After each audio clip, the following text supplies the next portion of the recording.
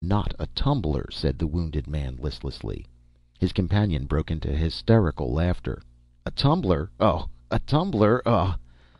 Wessel stared at them in wonder. "That appeals to my most tragic humor," cried the man, "that no one, oh, no one could get up there but a tumbler." The gallant with the wounded hand snapped his good fingers impatiently. "We must go next door, and then on." Helplessly they went, as two walking under a dark and storm-swept sky. Wessel closed and bolted the door, and stood a moment by it, frowning in pity. A low-breathed "Ha!" made him look up. Soft Shoes had already raised the trap and was looking down into the room, his rather elfish face squeezed into a grimace, half of distaste, half of sardonic amusement. "They take their heads off with their helmets," he remarked in a whisper. "But as for you and me, Wessel, we are two cunning men."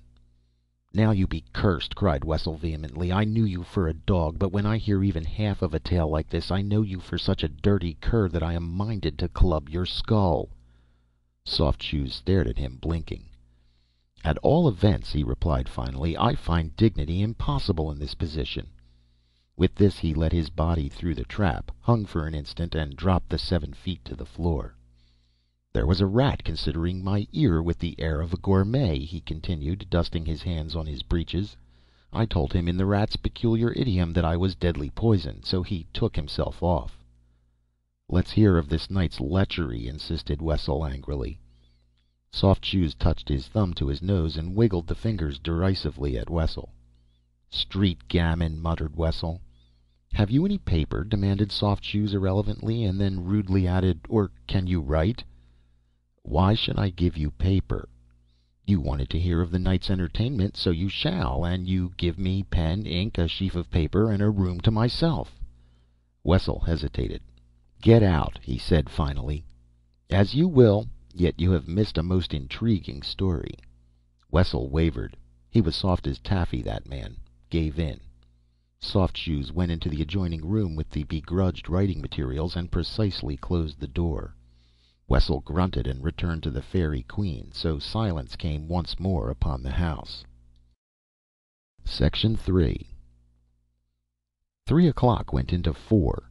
The room paled, the dark outside was shot through with damp and chill, and Wessel, cupping his brain in his hands, bent low over his table, tracing through the patterns of knights and fairies and the harrowing distresses of many girls.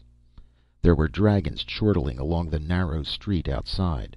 When the sleepy armorer's boy began his work at 5:30, the heavy clink and clank of plate and linked mail swelled to the echo of a marching cavalcade.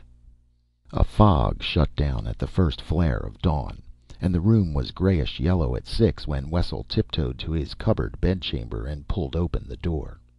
His guest turned on him a face pale as parchment, in which 2 distraught eyes burned like great red letters. He had drawn a chair close to Wessel's prie-dieu, which he was using as a desk, and on it was an amazing stack of closely written pages.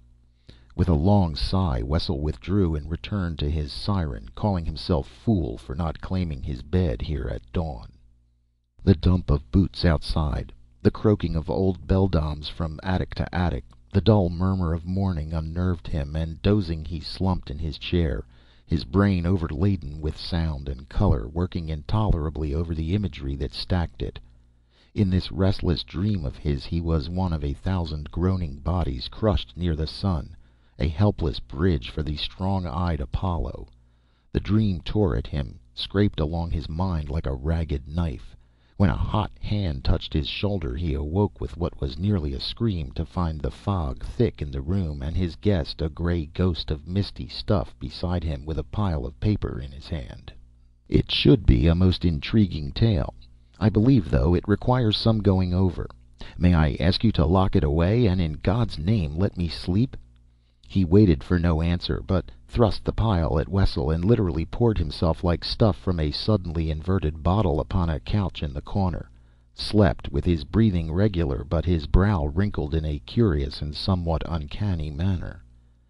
Wessel yawned sleepily and glanced at the scrawled, uncertain first page. He began reading aloud, very softly. "The rape of Lucretia. From the besieged Ardea, all in post. borne by the trustless wings of false desire, lust-breathing Tarquin leaves the Roman host. End of Tarquin of Cheapside by F. Scott Fitzgerald.